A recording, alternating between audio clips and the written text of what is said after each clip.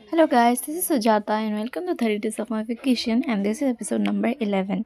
বৰ্তমান আমি গৈ আছো সিংগিং ৰিহাৰ্সেলৰ কাৰণে যেটো প্ৰগ্ৰাম কালি আছে আৰু বৰ্তমান দেখিছেনে এই আইতাজনীৰ কাৰণে আমাৰ দেৰি হ'ল আৰু এতিয়া এনেকুৱা এটা টমটমত উঠিছো যোনটোৰ এটা ফালে হে সিট আছে ভাগ্য ভাল যাতে টুল আছিলে তাত আইতাজনী বহিছে আৰু আমি এনেকৈ ঠেলা হেঁচা কৰি অলপ এডজাষ্ট কৰি আহি পালোহি আৰু দেখিছেনে এইফালে আমাৰ ৰিহাৰ্সেল ষ্টাৰ্ট হৈ গ'ল কিন্তু আমাৰ প্লেচটো ইমান ধুনীয়া লাগিছে যে আমি ফাৰ্ষ্টতে ফটো উঠাৰ কথাই ভাবিছোঁ আমি ইয়াত ব্লগ বনাইছো এয়া আমি আমাৰ লিৰিক্সখিনি পাই গ'লোঁ আৰু কোনেও আমাক ভাগ্যটো ভাল যে গালি নাপাৰিলে উল্টা ভালকৈ ৱেলকামহে কৰিছে আৰু এয়া আমি সকলোৱে মিলি ৰিহাৰ্সেল কৰি প্ৰথমতে আমিও ভিডিঅ' নবনাম বুলি ভাবিছিলোঁ কিন্তু তাৰপিছত চবকে চাই আমিও ভিডিঅ' বনাই ল'লোঁ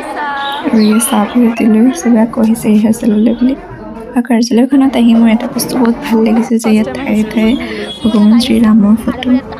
আৰু তাৰ পৰা ৰিহাৰ্সেল শেষ কৰি আমি ওলাই আহিলোঁ আৰু যিহেতু লগতে বালাজী মন্দিৰ আছিলে তো সেইকাৰণে আমি বাহিৰৰ পৰাই অলপ দৰ্শন কৰি আহিলোঁ এতিয়া আমি গৈ আছোঁ ঘৰ ৰাস্তাত চিপছ থুচিম মই খোলা নাই এজনী খুলি থুচিলে চিনিয়ৰৰ একো ৰেচপেক্ট নাই এইজনী আৰু এজনী সৰু বজৰুৱা মই খোলা নাই মই কিমান ভদ্ৰ সৰুবিলাকক খাব দিয়া নাই খোৱাও নাই এনেই খালি